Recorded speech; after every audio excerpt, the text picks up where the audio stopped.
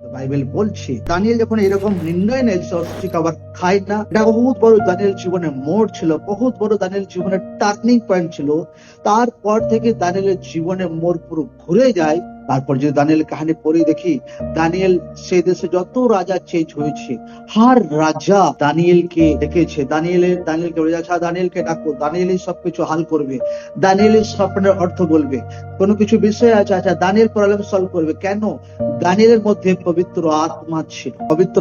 পবিত্র আত্মা আপনি আসেনি দানিয়েলের মধ্যে।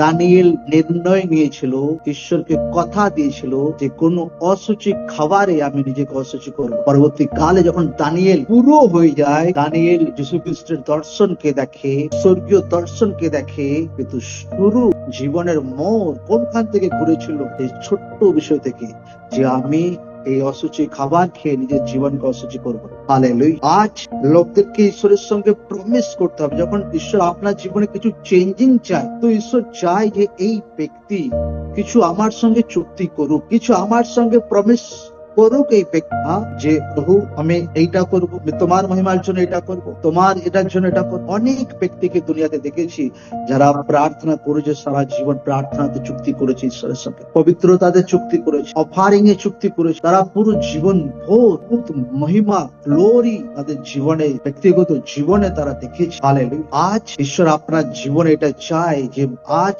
ঈশ্বরের লোকরা যেন ঈশ্বরের সঙ্গে চুক্তি করে।